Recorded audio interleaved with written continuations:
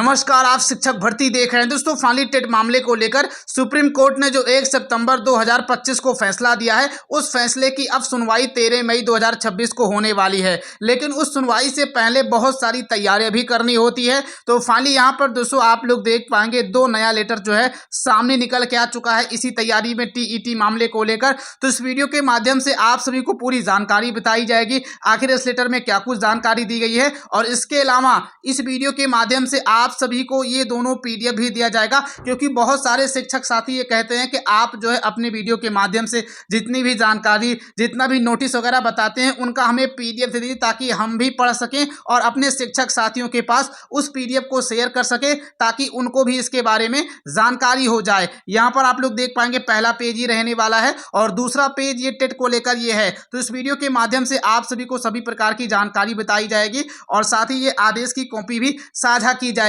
दोस्तों, वीडियो में आगे बढ़ते हैं, लेकिन उससे पहले यदि आप लोग हमारे चैनल पर नए हैं तो चैनल को सब्सक्राइब या फॉलो जरूर कर ले। यहाँ पर जो आपको नीचे सब्सक्राइब या फॉलो का बटन दिख रहा है, जैसे आप लोग इस पर क्लिक करेंगे फाइनली आप लोग हमसे जुड़ जाएंगे और आने वाले दिनों में यानी 13 मई 2026 को सुप्रीम कोर्ट के टेट मामले की सुनवाई के दौरान जो कुछ सुप्रीम कोर्ट निर्णय देगा, वो पूरा का पूरा निर्णय बिल्कुल नोटिस के माध्यम से, आदेश की कॉपी के माध्यम से इसी तरीके से अच्छी जानकारी बताई जाएगी। तो 13 मई के सुप्रीम कोर्ट में टेट मामले को लेकर होने वाली सुनवाई की हर खबर डंके की चोर पाने के लिए चैनल को सब्सक्राइब या फॉलो जरूर कर ले। अब चलते हैं, आप सभी को सारी जानकारी 1 बाय 1 करके अच्छे तरीके से बताते हैं।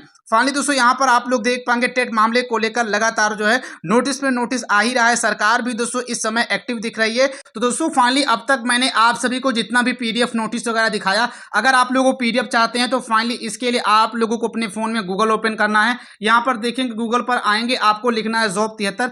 जैसे आप लोग ये लिखेंगे, सर्च करेंगे, उसके बाद आपके सामने पहली वेबसाइट ओपन होगी, इस पर क्लिक कर देना है। जैसे पहली वेबसाइट पर आप लोग क्लिक करेंगे, आपके समक्ष कुछ ऐसा इंटरफेस ओपन होगा। यहाँ पर दोस्तों आप लोग देख पाएंगे शिक्षक भर्ती बड़ी खबर, ये जो है टेट अनिवार्य को लेकर पहला ही दोस्तों यहाँ पर पोस्ट दिया गया है। वरना दोस्तों यहाँ पर साइड में सर्च बार दिया गया है, यहाँ पर भी आप लोग टेट लिखकर सर्च करेंगे तो भी आपके समक्ष ये पोस्ट ओपन हो जाएगा। फिलहाल के लिए दोस्तों यहाँ पर सबसे पहले पोस्ट दिया गया है, आपको इस पर क्लिक कर देना है। जैसे आप लोग इस पर क्लिक करेंगे ये पोस्ट ओपन हो जाएगा और यहाँ पर दोस्तों आएंगे तो आप लोग देख पाएंगे सबसे नीचे जो है ऑफिशियल नोटिस दिया गया है। जैसे ये डाउनलोड नाउ पर क्लिक करेंगे, फाइनली आपके फोन में दोस्तों वो पीडीएफ जो है डाउनलोड हो जाएगा। यहाँ पर देखेंगे ये पीडीएफ जो है ओपन हो गया है। इसी तरीके से यहाँ पर जो है आप लोग डाउनलोड करके अच्छे तरीके से पढ़ सकते हैं और इस पीडीएफ को दोस्तों अपने शिक्षक साथियों के पास शेयर कर सकते हैं। यहाँ पर दोस्तों जैसा कि आप लोग देखेंगे लिखा गया है कि आरटीई संशोधन अधिनियम 2017 के बाद 23 के 2 के नीचे अलग अलग दी गई है। पुनः संशोधन के बाद समेकित रूप से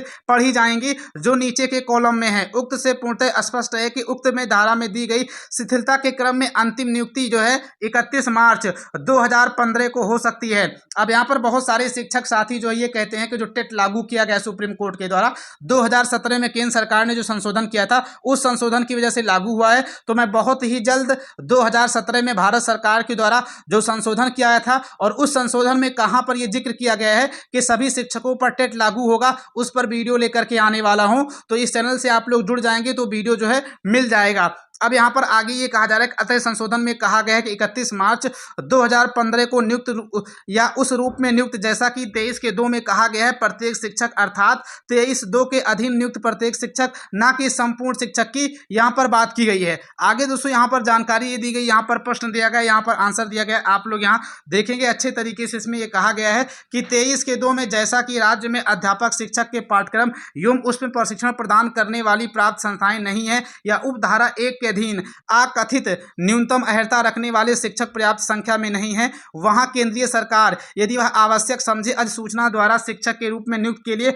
अपेक्षित न्यूनतम अर्हता को 5 वर्ष से अनधिक व ऐसी अवधि के लिए शिथिल कर सकेगी जो उस अधिसूचना की निर्दिष्ट की जाए। अब आगे दोस्तों यहाँ पर यह कहा जा रहा है कि आरटीई संशोधन 2017 निःशुल्क और अनिवार्य बाल शिक्षा का अधिकार अधिनियम 2009 की धारा की उपधारा 2 के अंत परंतुक के पश्चात निम्नलिखित परंतुक में अंत स्थापित किया जाएगा, अर्थात 2009 की यहाँ पर बात की जा रही है। अब यहाँ पर दोस्तों दूसरा पॉइंट आप लोग आएंगे तो देखेंगे यहाँ पर ये लिखा गया है कि परंतु ऐसा कोई शिक्षक जिसके पास इस अधिनियम के प्रारंभ पर उपधारा 1 के अधीन यथा अधिकथित न्यूनतम अर्हता नहीं है, 5 वर्ष की अवधि के भीतर ऐसी न्यूनतम अर्हताएं अर्जित करेगा। अब यहाँ पर दोस्तों सुप्रीम कोर्ट जो है यही मात खा गया। यहाँ पर पहले आप लोग अच्छे तरीके से इस लाइन को पढ़िए। यहाँ पर ये लिखा जा रहा है, परंतु ऐसा कोई शिक्षक जिसके पास इस अधिनियम के प्रारंभ पर उपधारा 1 के अधीन यथाकथित न्यूनतम अहर्ताएं नहीं है, 5 वर्ष की अवधि के भीतर ऐसी न्यूनतम अहर्ताएं अर्जित करेगा। अब यहाँ पर 23 के धारा उपधारा में तो ये कहा ही गया है कि भाई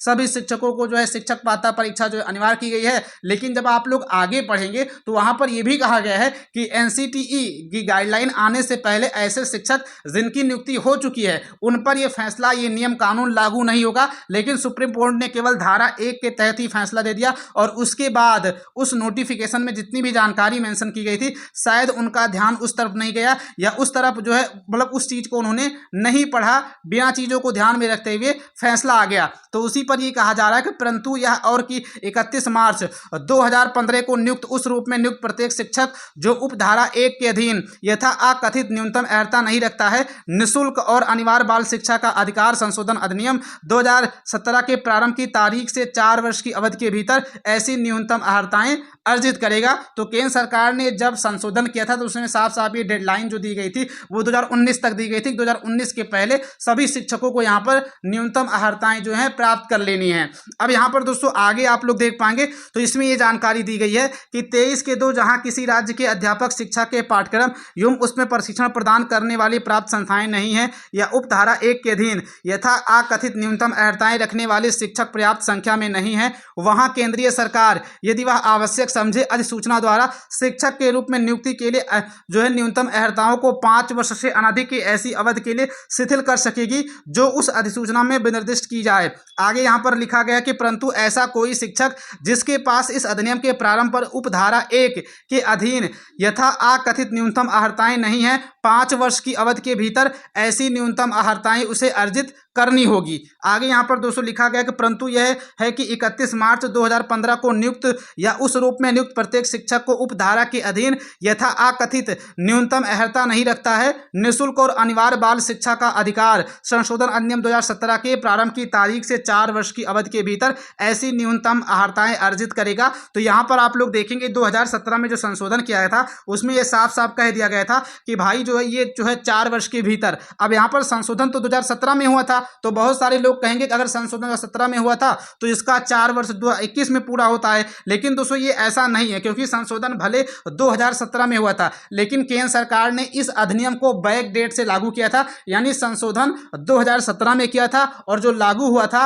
वो 1 अप्रैल 2015 के बाद लागू हुआ था। तो यहाँ पर 1 अप्रैल 2015 से डेडलाइन को जोड़ा जाएगा, तो 1 अप्रैल 2015 से जब आप लोग जोड़ेंगे तो जाकर 4 वर्ष 2019 में पूरा होता है। तो इसीलिए यहाँ पर कहा गया है कि 2017 के 4 वर्ष यानी जब लागू हुआ था उसके 4 वर्ष बाद यानी 2019 के पहले ही आपको पूरा कर लेना है। अब आगे दोस्तों यहाँ पर जानकारी ये निकल के आ रही है कि टेट संबंधित निर्णय में दाखिल अपने हलफनामे में एनसीटी ने एक बिंदु में 12 तक के तथ्यात्मक और अब जो है तक जारी अधिसूचना का जिक्र कर दिया है, लेकिन बिंदु 13 में जो कोर्ट ने उसने सलाह दी थी वह थोड़ी सी चूक की है। उसने एनसीटी द्वारा कहा गया है कि अपेक्षित प्रशिक्षण व्यावसायिक योग्यता के बिना अर्थात किसी भी अप्रशिक्षित जो भी शिक्षक नियुक्त हैं, चाहे उनकी नियुक्ति 2001 के पहले हुई हो, चाहे 2001 से लेकर 2010 के जो है मध्य हुई हो अथवा 2010 या 11 के मध्य हुई हो, सभी के लिए नियुक्ति और पदोन्नति में टीईटी अनिवार्य होगा। अब यहीं पर दोस्तों सबसे बड़ा सवाल यह कि आखिर एनसीटी ने ऐसी बातें क्यों रखी। अब आगे यहाँ पर ये लिखा गया कि एनसीटी की इस व्याख्या से पता चलता है कि उक्त निर्देश मात्र ऐसे शिक्षकों के लिए है जिन्होंने तत्कालीन समय में अपेक्षित योग्यता पूरी नहीं की थी। ऐसी ही व्यवस्था 2017 के संशोधन प्रशिक्षण के लिए गई थी। यहाँ एनसीटी ने अपनी व्याख्या के अंतर्गत कहा है कि जो भी शिक्षक या अप्रशिक्षित है चाहे वह जब के हों उनको टेट देना अनिवार्य है। ऐसी स्थिति में 23 अगस्त 2010 के पैरा 4 में जिन्हें निर्देश दिया गया है कि उन्हें प्रशिक्षण करना होगा उसे बदलकर टेट जो है किस नियम में जोड़ा जाए, अतः एनसीटी द्वारा यहाँ गलत सलाह दी गई थी। तो आप लोग यहाँ पर देख पाएंगे फाइनली एनसीटी ने भी गलत जानकारी दे दी है और एनसीटी की इसमें कोई गलती नहीं भाई। एनसीटी पर जो है केंद्र सरकार का भी दबाव है। अब चूंकि केंद्र सरकार ने पहले ही संशोधन करके कह दिया है कि सभी शिक्षकों पर टेट लागू ही होगा 2017 में, तो एनसीटी केंद्र सरकार के खिलाफ कैसे बोल सकती है? एनसीटी केंद्र सरकार से बड़ी थोड़ा है भाई, केंद्र सरकार ही तो नियम कानून बनाता है। तो यहाँ पर एनसीटी की भी कोई गलती नहीं है। एनसीटी ने हो सकता हो दबाव में ऐसा कोई जवाब दे दिया हो। वैसे इस चीज को लेकर आप लोग क्या कुछ सोचते हैं कमेंट जरूर करें। और यहाँ पर यह भी कहा जा रहा है कि हालांकि एनसीटी ने अपनी सलाह में ये नहीं कहा कि 2010 के पहले सबको देना ही होगा, अर्थात जो पूर्व प्रशिक्षित थे उन्हें नहीं कहा है। तो यहाँ पर दोस्तों देखेंगे इस कानून में, इस केस में काफी ज्यादा कंफ्यूजन है। यही मेन कारण है कि देश के 8 से 9 राज्य और इसके अलावा अन्य जितनी भी 45-46 रिव्यू याचिकाएं हैं वो जो है सामने निकल के आ चुकी हैं। तो फाइनली 13 मई 2026 को शिक्षकों के इतिहास में काफी बड़ा दिन रहने वाला है, क्योंकि इस दिन जो है कुछ हो ना हो लेकिन दो चीजों पर जरूर निर्णय आएगा। पहली बात तो यह कि 1 सितंबर 2027 के फैसले पर जो डेडलाइन यहां पर दी गई थी उस डेडलाइन को समाप्त किया जाता है, और इसके अलावा 1 सितंबर 2025 को जो फैसला आया था उस फैसले पर रोक लगाई जाती है। और आने वाले दिनों में इसकी सुनवाई को लेकर जैसे कोई भी अन्य जानकारी सामने निकल के आएगी तुरंत और सबसे पहले आपको हमारे चैनल के माध्यम से बताया जाएगा। तो इसके लिए चैनल को सब्सक्राइब करके नोटिफिकेशन बेल ऑन जरूर कर लें। मिलते हैं फिर किसी नए वीडियो में। जय हिंद, जय भारत, जय शिक्षक संघ।